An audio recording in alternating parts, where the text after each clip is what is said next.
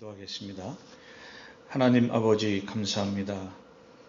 오늘도 저희들을 귀중한 하나님의 예배 장소에 불러 모아 주시고 하나님께 찬양과 또 경배를 올리게 하신 것을 감사합니다. 일주일 동안 저희들이 사는 처소에서 또 일하시는 곳에서 하나님의 사람으로 살게 하시고 오늘도 주님의 오심을 기뻐하며 감사하며 축하하는 예배로 저희들이 모였습니다.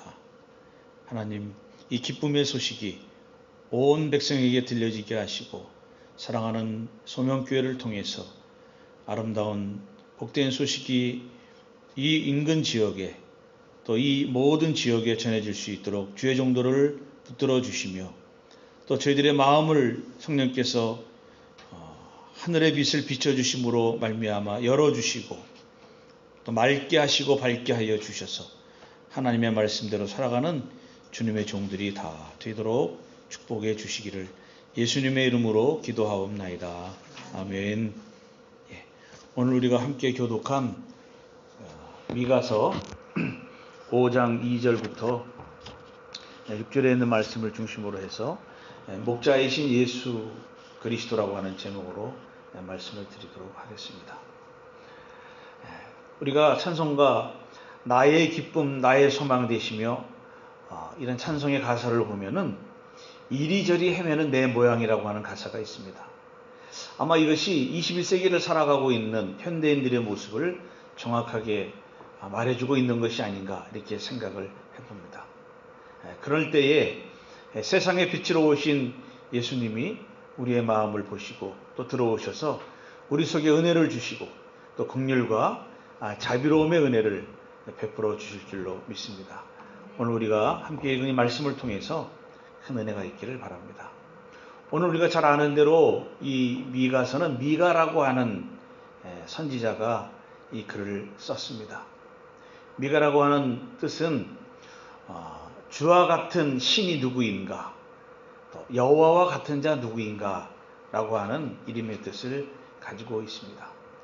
특별히 오늘 본문은 성탄절의 말씀으로 예언하는 구절이기도 하는데요.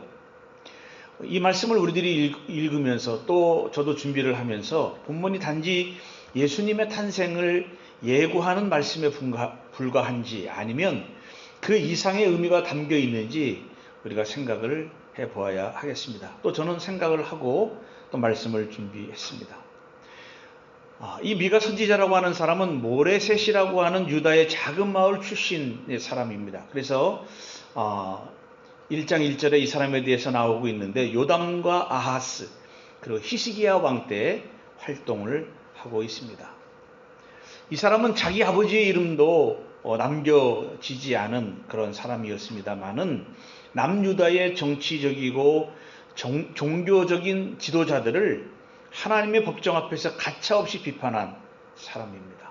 그래서 이 사람에게 대해서 침묵을 강요합니다. 2장 6절에 보면 그들이 말하기를 너희는 예언하지 말라. 가차없는 비판이 가해지니까 침묵을 강요하는 그런 시대에 살고 있었는데요. 그 이유는 무엇인가 하면 미가는 그 지도자들이 듣고 싶지 않은 말을 했기 때문에 그렇다고 하는 것입니다. 그래서 우리 미가라고 하는 선지자는 다른 선지자들처럼 우리 이사야나 에레미야 선지자들을 보면 부르심에 대한 소명 기사가 있습니다. 어떻게 하나님으로부터 부르심을 받았다고 하는 소명에 관한 이야기가 남겨져 있지는 않지만 북이스라엘과 남유다의 멸망을 예고하고 있는 그런 선지자입니다. 그래서 같은 시대에 활동했던 이사야 또는 북이스라엘의 호세야 그리고 아모스의 활동에도 영향을 주고 받았는데요. 그래서 사람들은 미가를 예언자들의 메시지를 다시 태어난 예언자라고 이렇게 부르고 있다고 합니다. 그렇다면 조금 전에 이 미가라고 하는 선지자가 어떤 말을 했기에 사람들이 예언을 하지 말라고 하였는가? 미가 시대의 지도자들을 한번 살펴볼 수가 있는데요. 미가서 2장 1절부터 11절에 있는 말씀을 보면 힘 있는 자들, 지도층에 속한 사람들이죠. 이런 사람들이 정의가 없다. 여기에 대해서 집중해서 이제 메시지를 전하고 있는데요. 특별히 손에 힘이 있는 자들의 약탈에 초점을 맞추고 있습니다. 그래서 2장 1절과 2절에 보면 여러 개의 동사와 그리고 억압의 대상들을 얘기하고 있는데요. 이 당시에 힘 있는 자들의 가지고 있는 정의롭지 못한 것, 여기에 대해서 구체적으로 설명을 하고 있고요. 그리고 그들의 악행이 아주 철저하게 계획된 것이고 그리고 지속되어 있다. 잘 몰라가지고 일시적으로 한 것이 아니라 계획적으로 그 정의롭지 못한 것을 행하고 있고 그것을 계속해서 하고 있다고 하는 것을 강조하고 있고요. 그래서 이 사람들의 그 약탈과 억압이 상당히 극에 달해 있음을 강조하고 있는 것을 우리가 볼 수 있습니다. 그래서 3장 11절을 보면 타락한 지도자들을 대표적으로 세 가지의 부류로 말씀을 하는데요. 재판장, 우두머리라고 표현하는 재판장, 제사장, 예언자들을 말하고 있습니다. 구약시대에 이런 세 사람들, 한 사회를 이끌어가는 지도자들의 가장 중요한 임무 중에 하나는 무엇인가 하면 백성을 보호하고 그들의 안전을 보장하기 위해 세운 지도자들입니다. 그리고 그들을 통해서 그들이 세워진 제도들을 통해서 백성들을 정말로 하나님의 뜻대로 잘 이렇게 인도해야 되는 그런 사람들이라 하는 것이죠. 그런데 미가는 이 세 부류의 사람들에 대해서 아주 단호하게 비판을 하고 있습니다. 그래서 말씀을 보면 재판장은 정의로 심판을 해야 되는데요. 그렇게 하지 못하고 있습니다. 그런데 이 사람들의 본성 자체가 선을 미워하고 악을 기뻐하고 있다라고 하고 있습니다. 그러니까 우리가 나와 있는 이 3장에 나와 있는 이 말씀을 보시면은 그런 뜻을 가지고 있습니다. 그들의 살을 먹으며 그 가죽을 벗기며 그 뼈를 꺾어 다지기를, 이런 표현은 우리가 인체를 해부학적으로 이제 이렇게 생각해 볼 수가 있는데, 그런 모티브를 사용해서 그들의 포악함과 잔인성을 강조하고 있습니다. 가죽을 벗기고 뼈에서 살을 뜯어 먹으며 뼈를 꺾고 냄비와 솥에 다지는 이런 은유적인 행위들을 통해서 이 지도자들의 악행을 강조하고 있습니다. 그러니까 이 지도자들은 양으로 묘사하고 있는 백성을 도살하고 먹는 나쁜 목자로 묘사되고 있는 것을 우리가 볼 수 있습니다. 왜 이런 말씀을 드리는가 하면, 이제 우리가 조금 후에 이제 5장 2절부터 6절에 나타나고 있는 그 예수 그리스도에 대한 예언의 말씀을 우리가 알고 있잖아요. 그 예언의 말씀으로 나타나고 있는 예수 그리스도가 어떤 분인가를 설명하기 위해서 미리 지금 말씀을 해주고 있습니다. 그래서 서론 부분에 상당히 혼란스럽다라고 하는 말씀을 드렸잖아요. 그래서 두 번째로 선지자들은요, 백성들을 잘못되게 인도하는 자라고 불리워지고 있습니다. 그 입에 먹을 것을 물려주면 평안을 외치나 그들의 입에 먹을 것을 넣어주지 않는 자에게는 정쟁을 선포한다. 그렇죠? 5절에 보니까 이에 물 것이 있으면 평강을 외치나. 그러니까 이 선지자들은 자신들의 유익을 위해서 돈과 이익에 좌지우지되는 사역을, 좌우되는 사역을 하는 자들이었다라고 하는 것입니다. 그래서 11절 말씀에 가서 보시면은 아주 그 선지자는 돈을 위하여 점치면서 오히려 여호와를 의뢰하여 이르기를 여호와께서 우리 중에 계시지 아니하냐, 재앙이 우리에게 임하지 아니하리라, 이렇게 예언을 하는 사람들이었다고 하는 것입니다. 또 제사장 그룹이 나오는데, 제사장은 하나님과 사람들을 만나게 해주는 중재자이고 또 하나님의 세계와 사람의 세계를 연결해주는 메신저잖아요. 그리고 이 당시에는 제사장을 통하지 않고서는 하나님께 나아갈 수가 없었던 시대였던 것이죠. 그런데 이 사람들은 또한 성소에서 주의 법도와 율법을 가르치는 자들이었는데, 그리고 더러움과 거룩함의 분별에 대해서 정확하게 답을 해주는 사람들입니다. 에스겔서 44장 23절에 보면, 그런데 그들은 삭을 위하여 교훈하며 제사장들은 돈을 벌기 위해서 일을 했고 하나님으로부터 받은 거룩한 소명을 돈을 버는 상업적인 수단으로 전락시켜 버렸다라고 미가 선지자가 이야기하고 있습니다.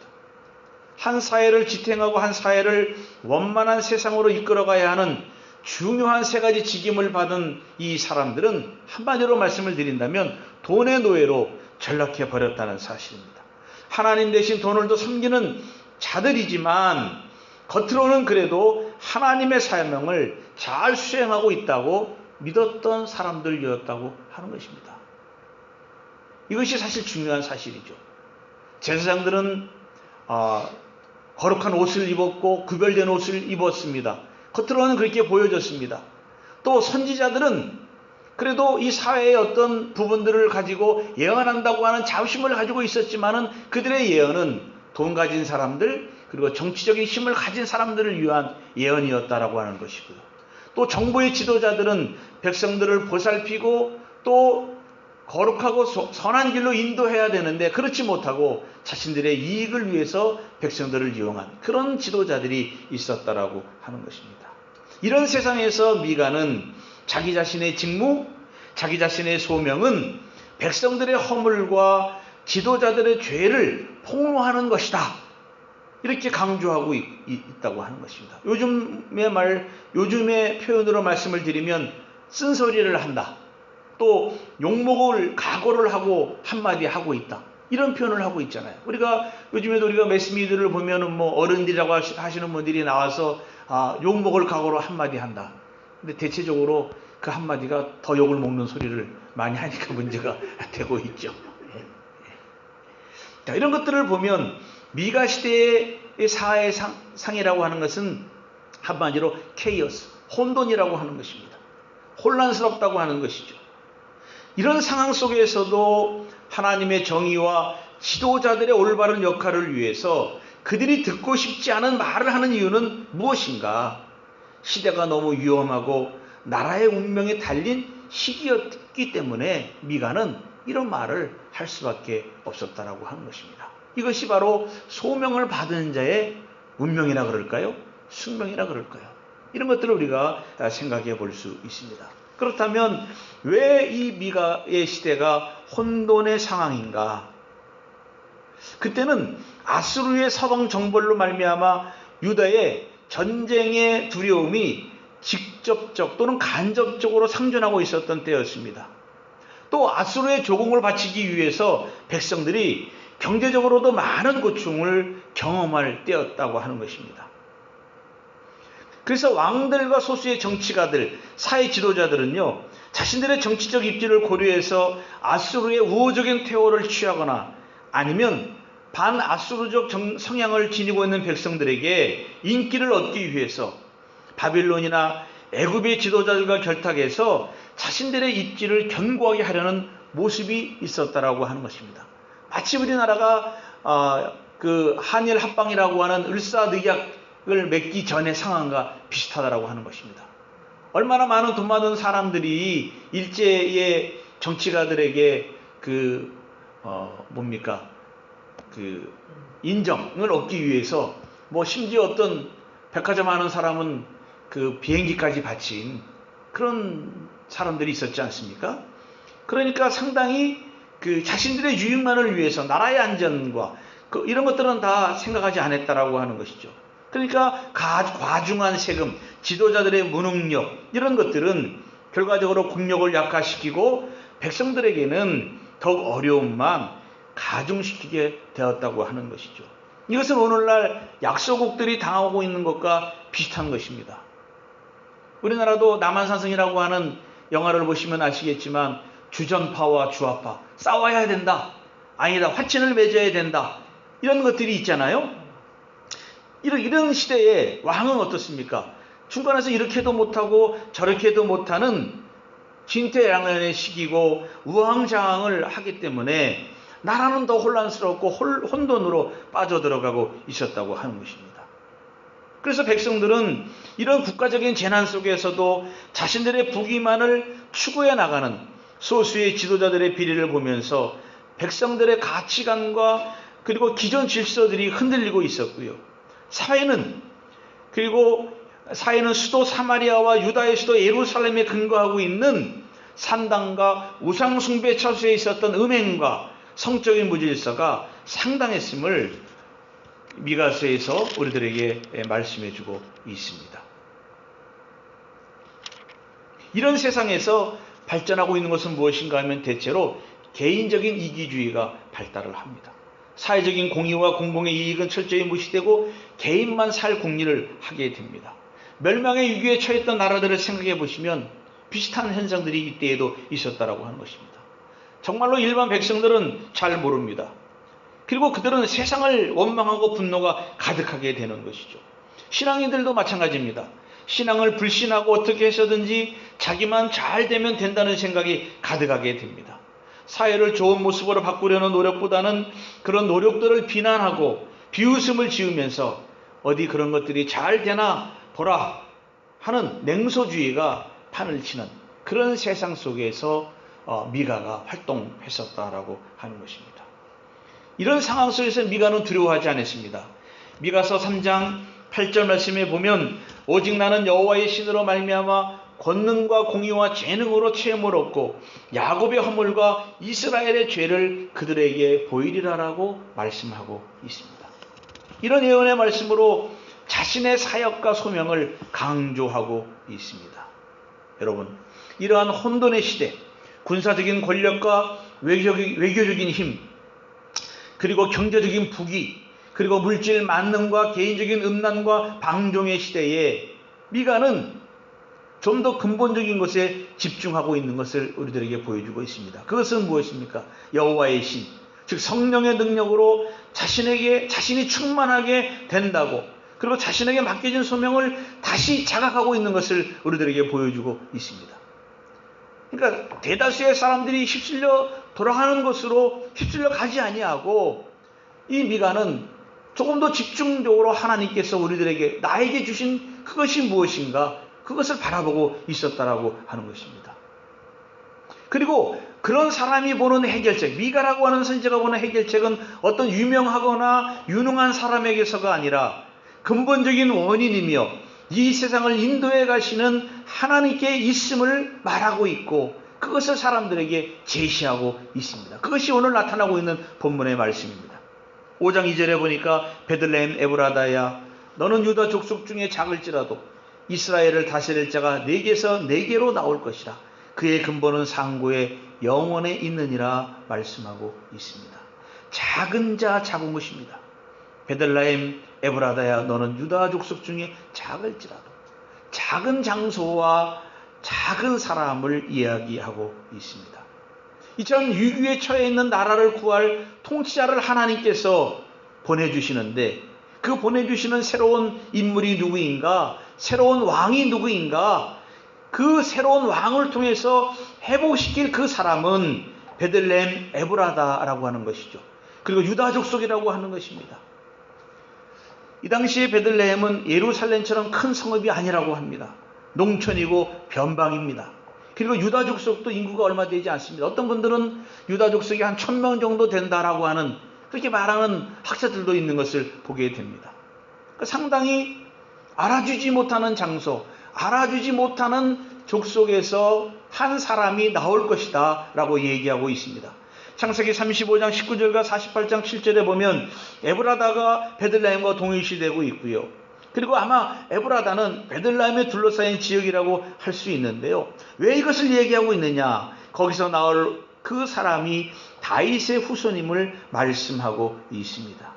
왜냐하면 다윗의 아버지 이새는 베들레헴 사람이고요. 다윗도 에브라 사람이기 때문에 그렇습니다. 그래서 사무엘상 16장과 사무엘상 17장을 읽어보면 이 사람들의 출신 성분에 대해서 나오고 있습니다. 그래서 이것은 다윗이 예루살렘과 헤브론에서 왕이 되기 전에 다윗을 말하고 있는데요. 하나님의 선택은 중요하기 때문에 심지어 유다 중에서도 아주 작은 출신, 그리고 인간의 기대를 완전히 깨어버린 하나님의 신비로운 선택임을 이 본문의 말씀을 통해서 우리들에게 가르쳐주고 있습니다. 바로 이 신비롭다고 하는 것, 오묘하다고 하는 것입니다. 하나님의 그 계획이라고 하는 것이요.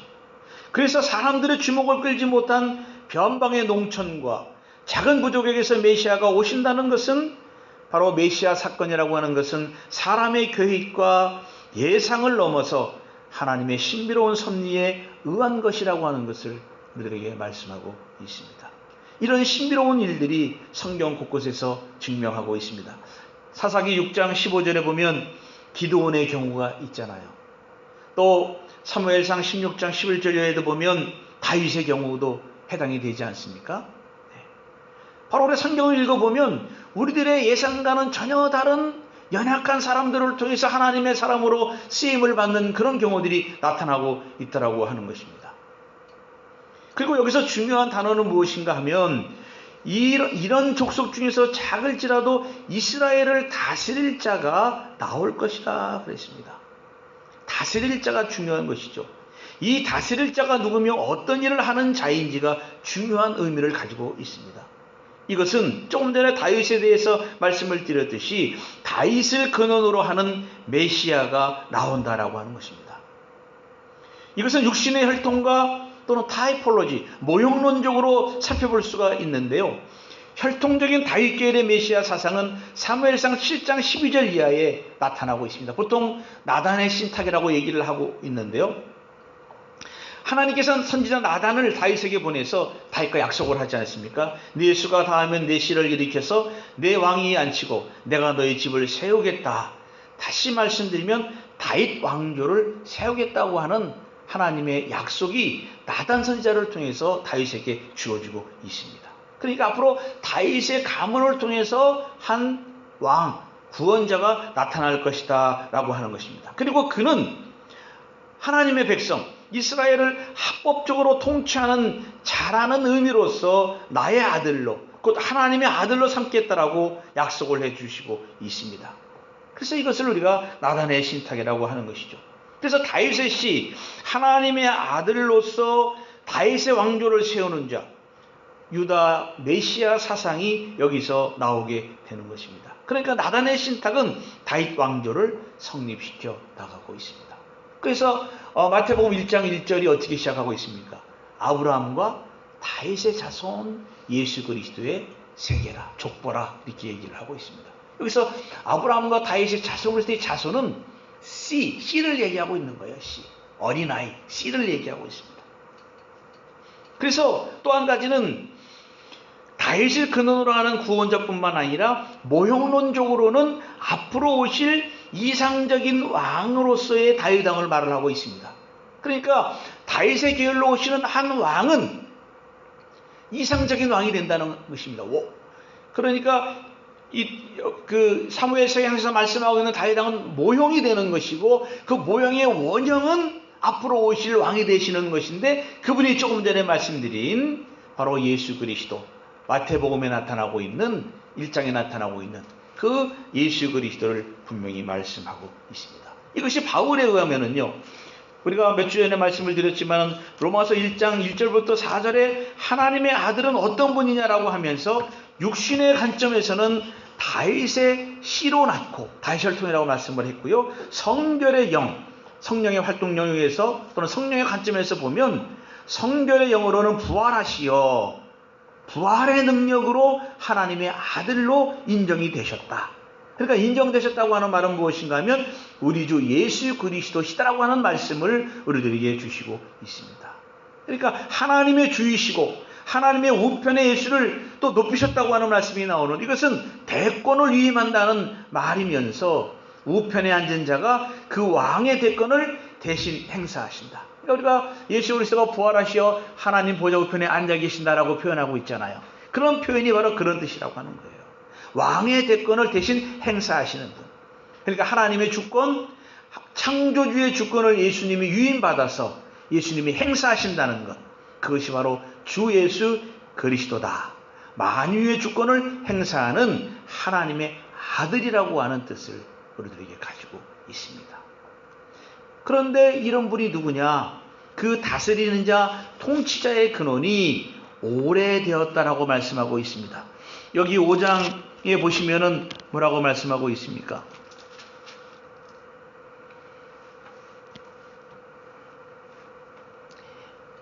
2절에 보시면 이스라엘을 다스릴 자가 네게서 네게로 나올 것이라. 그의 근본은 상고의 영혼에 있느니라 그랬습니다. 상고의 영혼에 있다. 이 상고라고 하는 표현은 올드라고 하는 표현을 썼잖아요. 그렇죠? 네. 그러니까 다스리는 자 통치의 근원이 오래전에 있었다. 시간적으로 보는 오래 이상을 뛰어넘는 것이죠. 그러니까 새롭게 다스리는 통치자는 하나님께서 계획하시는 왕이고요. 그 왕은 다윗에게 약속한 것을 수행하기 위해 이미 창세전에 계신 분이고, 그리고 그분은 의도적으로 왕가에 의한 계승이 아닌 겸손한 지역, 겸손한 사람에게 오리진, 기원하고 있음을 본문에서 밝혀주고 있습니다. 두 번째는 목자입니다. 첫 번째 나오실 자가 다스릴 자, 룰러, 왕의 의미를 가지고 있다고 한다면 메시아적인, 그러니까 데이비딕 메시아니즘이라고 말씀을 하고 있는데요. 두 번째는 목자입니다. 목자, 셰퍼드라고 하는 의미를 가지고 있는데, 어떤 셰퍼드인가 하면 셰퍼드 킹, 목자이면서 왕이신 예수 그리스도의 탄생을 예고해주고 있습니다. 4절에 보면 그가 여호와의 능력과 그 하나님 여호와의 이름의 위엄을 의지하고 서서 그때에게 먹여서, 영어로 보면 He will stand shepherd 또는 the flock sit down 이라고 하는 영어 단어를 쓰고 있는데, 서서라는 말은 영원히 지속된다라고 하는 말씀을 우리들에게 보여주고 있습니다. 그래서 4절의 목자 이미지는요, 이스라엘에게만 제한된 것이 아니라 지구의 모든 끝까지 미치게 된다라고 하는 뜻이고요. 그래서 이것은 다윗 계열의 메시아 사상보다 더 강조되고 있는 거예요. 어떻게 보면 다윗 계열의 메시아는 이스라엘에게만 국한된 것처럼 보이지만, 목자이면서 왕이신 이 예수님에 대한 예언의 말씀이라고 하는 것은 이스라엘을 뛰어넘는 온 만유의 목자 되시고 만유의 주가 되시고 만유의 왕이 되신다라고 하는 사실을 강조하고 있는 것이죠. 그래서 5절에 우리가 7 목자와 8 군왕을 일으켜 그를 치리니, 이런 말씀은 그가 선택한 많은 백성의 지도자들을 통해서 이스라엘을 건져내 주신다는 뜻인데요. 새로운 왕이면서 목자인 이스라엘을 괴롭히고 도전하는 모든 대적들을 격파하고 그들에게서 건져주실 것임을 우리들에게 말씀해 주시고 있습니다. 그래서 미래에 오실 목자는 나라를 회복시켜 주시는 왕입니다. 그런데 그 왕은 무력으로, 그 당시 바빌론이나 아수르의 제국이 가지고 있는 힘으로 나라를 회복시켜 주시는 왕이 아니라 평화와 안식을 가지고 오시는 목자임을 우리들에게 분명히 말씀하고 있죠. 그래서 이 사람은 평강이 될 것이라 이렇게 말씀하고 있지 않습니까? 왜냐하면 지금 유다는요, 아까 말씀드린 대로 아시리아로부터 아주 말로 표현할 수 없는 극심한 정도의 고통을 당하고 있었기 때문이라고 하는 것입니다. 지금까지 제국의 역사들을 보면은요, 제국의 역사들은 모두 다 제국의 힘에 의해서 다 멸망당했던 것을 우리가 볼 수 있습니다. 바빌론도 그랬고요, 아시리아도 그랬고요, 헬라도 마찬가지입니다. 다 이렇게 넘어가잖아요. 그러니까 힘으로 얻은 평강이라고 하는 것은 그 힘이 유지될 때만 가능한 것이죠. 그러나 예수님이 가져오신 평강이라고 하는 것은 힘을 뛰어넘는 평강을 우리들에게 분명히 말씀해주고 있습니다. 그 당시 혼란과 혼돈성에서 고통을 당하고 있는 이 사람들에게 미가는 이러한 메시아가 오셔서 그들이 당하고 있는 비참하고 처참한 현실에서 구원해 주시고 건져내 주시고 회복시켜 주시라고 하는 기대가 있었고 그것을 믿었기 때문에 앞으로 오실 왕은 목자와 같이 자기 백성들을 돌보고 인도해 주실 것이라고 하는 그런 믿음에서, 소명에서 오직 하나님만 바라보고 이 사실을 예언했던 것을 우리들에게 말씀하고 있습니다. 그러나 사실 어떻습니까? 본문에 보면 희망의 메시지를 미가가 전하고 있지만 사실 그 당시에는 이루어지지 않았습니다. 예언자는 그래서 나라와 백성들의 운명이 어떠하리라고 하는 사실을 알면서도 하나님의 뜻을 받들어 세상에 외친 자가 예언자입니다. 외로운 외침이었고 고독한 사역이었지만은 하나님의 때에 이 말씀이 이루어지는 결정적인 크로노스의 시간이 발생하게 되는 것을 우리는 이 성경을 읽는 21세기 우리 독자들에게 희망의 메시지를 우리들에게 주시고 있습니다.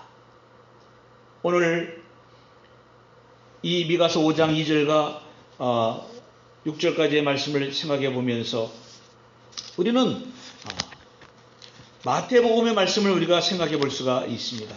마태복음 2장에 보시면 이런 말씀이 있습니다. 6절에 보면 또 유대 땅 베들레헴아 너는 유대 고을 중에서 가장 작지 아니하도다. 네게서 한 다스리는 자가 나와서 내 백성 이스라엘의 목자가 되리라 하였음이니이다. 이렇게 예언이 성취되고 있는 것을 우리들에게 보여주고 있습니다. 서두중간에 말씀드린 대로 예수님이 태어나던 그때도 이 미가 시대에 마찬가지로 이스라엘 사람들에게는 변하지 않는 혼란의 시기였습니다. 통치하는 나라만 바뀌었을 뿐 통치 방식도 그대로였고 백성들의 지도자들도 별반 다르지 않았습니다. 헤롯은 성전과 대제사장직을 자신의 통제 기구로 사용을 하였고요. 예언자적 전통은 사라진 거나 마찬가지였고요. 바리새인들이나 서기관들의 영향력은 거의 사라졌다고 보아야 할 그런 시기였습니다. 특히 헤롯은 과중한 세금을 부과하여서요. 고위 관료들과 대제사장 가문은 점점 더 부유해졌습니다. 백성들은 심한 채무관계에 빠졌고요. 빚을 지지 않고서는 세금과 11조는커녕 가족도 부양하기 힘들어졌던 시기가 이때였습니다. 나라가 바뀌었다고 하는 것은 로마의 제국으로 바뀌었다고 하는 것이죠. 로마는 세계의 주인이 되었고 시저는 평화와 안정을 가져온 주의자 구세주가 되었습니다. 그래서 모든 사람들에게 시저를 향해서 주라고 불리우라고 했습니다. 그러니까 이 당시에 사람들이 예수님을 주라고 부른다고 하는 것은 상당히 위험한 거죠. 아니 주는 시저 한 사람만 있어야 되는데 또 다른 주가 있다. 이게 이제 오늘 헤롯의 이제 그 두려움 속에 나타나게 되는데요. 백성들은 살기가 힘들어져서 도적으로 변하기도 하였고 사회적인 고통은 더 심해졌고요. 혼돈의 시기였다라고 하는 것입니다.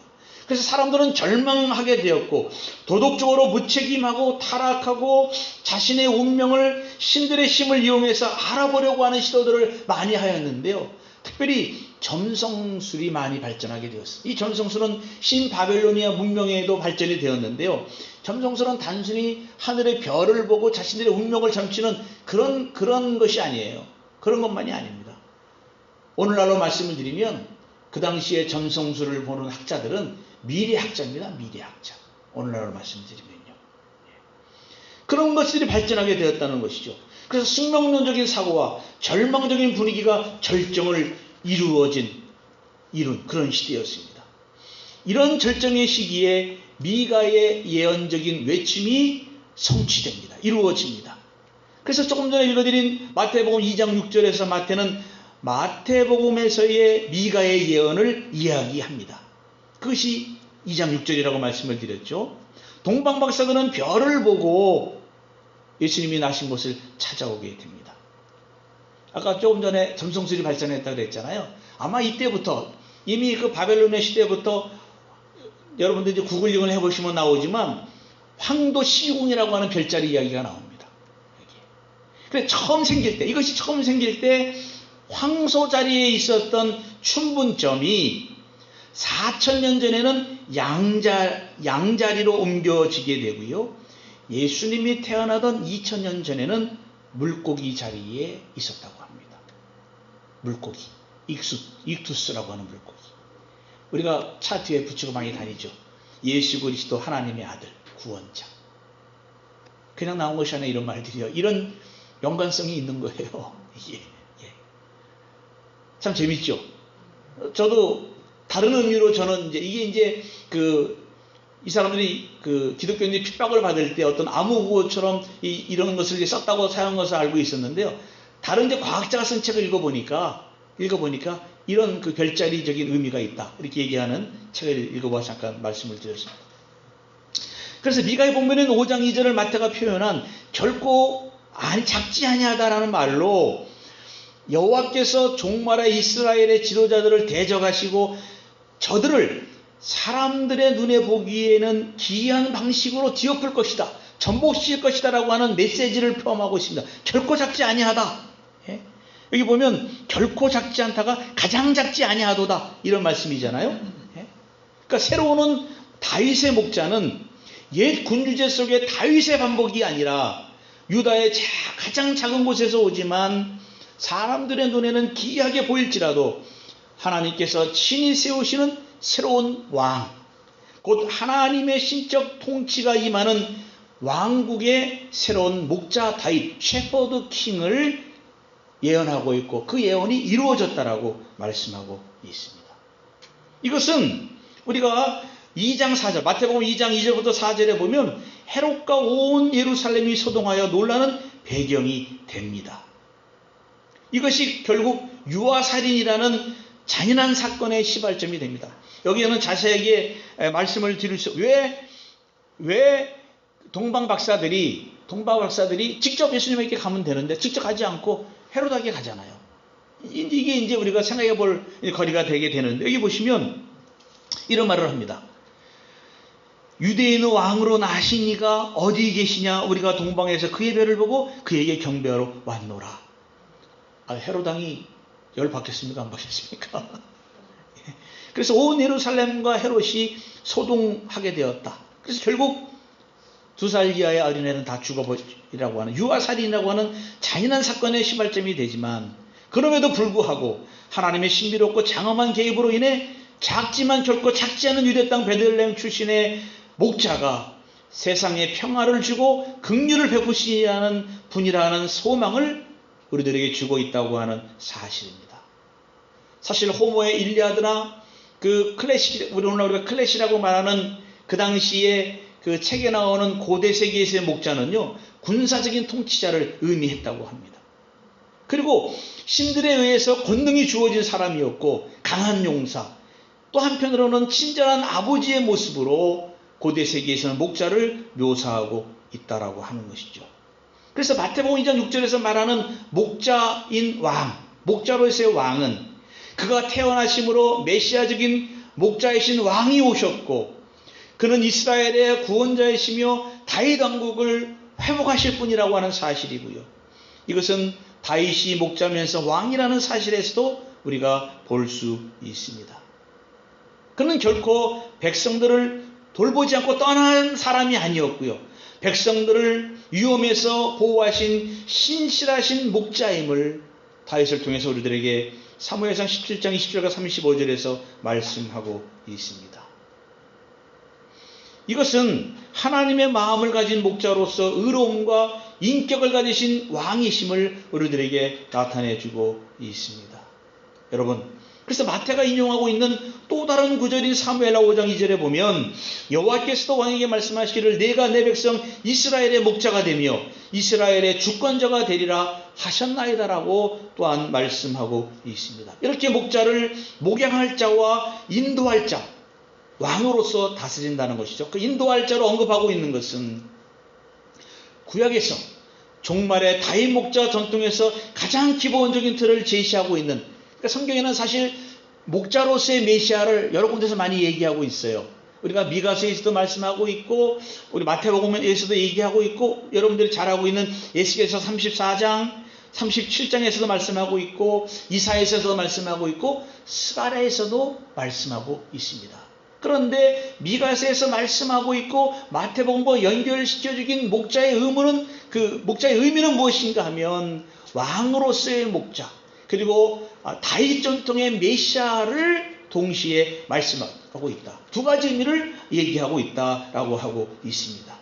그런데 이 목자의 그 전통, 다윗 목자 전통에서 나오는 가장 기본적인 틀은 에스겔서에서 말씀하고 있는데 34장 23절과 24절, 37장 24절과 25절에서 말씀하고 있는데 내종 다윗을 지칭하는 서로 다른 세계의 칭호들이 있는데 그것이 왕, 목자, 지도자라고 하는 것입니다.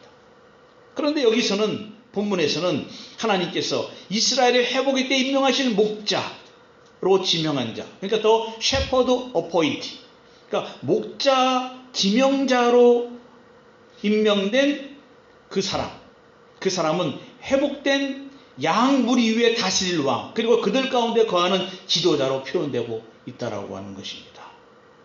그래서 미가서와 마태를 구분하면요, 마태는 공동체의 지도자에 가깝고 미가는 이스라엘 위에 목양할 목자와 연관성을 가지고 있다라고 하는 것입니다. 그런데 마태에서는 이런 왕이신 목자가 어떤 분인지는 자세히 설명하고 있지는 않아요. 그렇지만 그 당시 왕이었던 헤롯과는 다른 왕이 될 것이라고 하는 점은 분명하고 있습니다. 분명히 다르다라고 하는 것이죠. 미가서에서도 말씀하고 있고요. 그래서 마태복음 2장 6절 이하를 읽어보면요, 예수가 어떻게 그리스도이시고 이스라엘의 잃어버린 양들 가운데 어떻게 다윗의 아들로 또한 종말의 양무리를 자신에게로 이끄는 약속된 목자인지를 마태복음 2장 6절 이하를 읽어보면 설명하고 있다고 하는 것입니다. 이처럼 목자의 이미지는 이 새로운 통치자가 과연 종말의 양무리를 어떻게 인도하는지 그 방법을 알려주고 있는데요.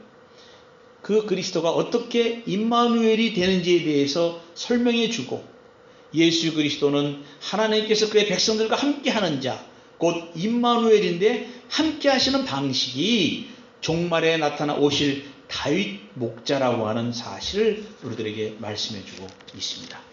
마태복음 9장 36절에 보시면 무리를 보시고 불쌍히 여기시니 이는 그들이 목자 없는 양과 같이 고생하며 기진합니다. 그랬습니다. 그러니까 사실 예수님을 목자로 이렇게 은유적으로 얘기하고 있는 것이 마태복음 2장 6절에만 나오는 것이 아니고요. 마태복음에도 몇 군데가 나옵니다. 이제 그 중에 한 구절이 마태복음 9장 36절인데 불쌍히 여기시니 그들이 목자 없는 양과 같이 고생하며 기진합니다. 그러니까 예수님께서 무리를 보시고 불쌍히 여기셨다고 하는 긍휼의 목자라고 하는 사실을 우리들에게 말씀해주고 있습니다. 여러분, 그러면 오늘날 우리들은 어떻습니까? 프랑스의 유명한 스필과 알랭드 보통은 그의 책 불안이라고 하는 책에서 현대인들의 불안은 대개 욕망에서 기인하는데 지위, 포지션이라고 하는 것이죠. 스테이터스라고 하는 지위로 인한 불안이 가장 크다라고 말씀하고 있습니다.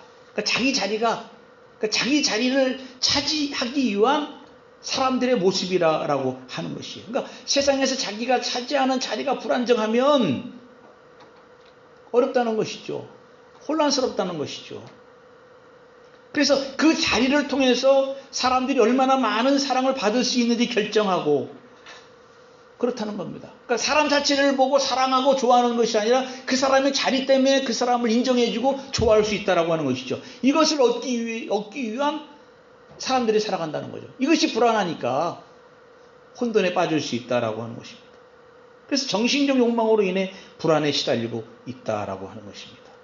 그래서 어마어마한 것 때문에 고통을 겪기도 하고 사소하고 작은 문제로 인해서 혼란에 빠지기도 합니다. 교회 안에도 문제가 심각한 것 아닙니까? 거짓 교리와 거짓 체험, 세상 문화에 탐닉한 신자들이 자리를 차지하고 있기도 하고 타인의 고통에 대해 일상적으로 무감각해 가기도 하고 또 폭력을 매일 보게 되니까요. 더 이상 경악하거나 혐오를 불러일으키지 않는 세상이 오늘날 되어버렸다라고 하는 것입니다. 이런 세상 속에 우리들이 살아가고 있다는 것이죠. 그러니까 미가의 시대나 예수님이 오셨던 그 시대나 21세기를 살아가는 그 시대나 다 똑같다라고 하는 것입니다. 혼란과 혼돈의 시대라고 하는 것이라고 하는 것이죠. 이런 세상에서 여러분들이 잘 아는 헨리 나우에는 우리에게 이렇게 물어봅니다. 인생에서 가장 중요한 사람이 누구인지 정직하게 물어보라. 조언자, 문제를 해결해 주는 사람, 다쳤을 때 치료해 주는 사람, 그렇지만 아마도 그보다는 당신의 고통을 나누고 당신의 상처를 따뜻하고 부드러운 손길로 어루만져주는 사람일 것이다 라고 헨리 나우에는 답을 했다라고 합니다. 그렇습니다. 여러분, 조금 전에 말씀드렸듯이 예수님은 목자이시며 왕으로 오셨습니다. 더불어 그는 긍휼의 눈과 마음으로 우리들과 함께 하시고 우리들의 소리 없는 외침을 들어주시기 위해서 이 땅에 오셨습니다. 그분은 우리를 혼란과 불안의 세상에 오셨습니다. 예수님은 우리에게 구체적으로 사람이 앓고 있는 병을 고쳐주는 법을 가르쳐주지도 않았고 눈이 보이지 않는 사람이 어떻게 눈을 뜨는지 가르쳐주지 않았지만 그분은 우리에게 상처받고 아픔으로 고통당하는 사람들을 사랑으로 안아주고 함께 해주는 법을 느끼게 해주셨다라고 하는 것입니다. 그래서 마가복음에 보면 예수님은 제자들과 함께 계시면서 보여주셨고 가르쳐주신 것을 우리가 보고 있습니다. 그래서 우리는 있는 그대로 서로의 손만이라도 잡아주고 살짝 서로를 끌어안아만 주어도 치유가 된다는 사실을 우리들에게 보여주셨습니다. 여러분, 우리의 눈에 보이는 불의와 혼돈은 누구에게나 있고 다가올 수가 있습니다. 죄와 허물로 더럽혀진 인간의 모습을 잠시 해결한다고 해서 참 평안이 찾아오지 않습니다. 우리는 그런 것들을 가지고 살 수 없습니다. 그래서 우리는 참 근본적인 참 구원자를 찾을 수밖에 없는데, 미가 선지자도 이런 한계를 알았지만 그래도 그는 주님의 목자 되심을 알고 있었기에 실망과 절망에 빠지지 않고 오시는 그분, 메시아이시고 목자이신 예수 그리스도를 바라보았습니다. 여러분, 우리는 주님 오신 성탄을 맞이하면서 목자이신 주님을 바라보시기를 바랍니다. 그분이 하신 말씀과 모습이 우리 앞에 놓여져 있습니다. 그는 보여주셨고 함께해 주셨습니다. 그리고 다시 오신다라고 말씀해 주셨습니다. 우리는 그 약속을 믿고 오늘 하루를 진실하게 살아야 하겠습니다. 이런 일이 한 번에 끝나는 일이 아니라 목자 되신 주님께 돌아가고, 어떨 때는 또 떠나갈 때도 있고, 또 어떨 때는 다시 돌아오는 반복적인 여정 속에 있는 신앙의 길임에도 불구하고 우리들은 주님이 우리의 긍휼을 베풀어 주시고 우리의 손을 잡아주시는 그분임을 마음속에 새기고, 우리는 이번 주간에도 주님과 함께 행복하고 편하게 사는 여러분들이 되시기를 주님의 이름으로 축복합니다. 기도하겠습니다. 하나님 아버지, 감사합니다. 미가 선지자의 외침을 다시 한번 생각해 보면서 우리에게 주신 하나님의 사명과 소명을 다짐하고 마음에 새겨봅니다. 그보다 먼저 주님 오신 성탄을 맞이하면서 사랑하는 주님의 백성들의 마음을 어루만져 주시고 긍휼히 여겨주시고 안아주시고 축복해 주셔서 극복하지 못한 상처가 있다면 하나님 잘 이기게 하시고, 극복하기보다는 그 상처를 안고 살아가면서 거기에 하나님이 그들에게 베풀어 주신 신비한 은혜를 체험하면서 살아가는 주의 종들이 될 수 있도록 축복해 주시옵소서. 하나님께서 사랑하는 교회와 주의 종들을 인도해 주시고 함께해 주시기를 간절히 바라오며 예수님의 이름으로 기도하옵나이다.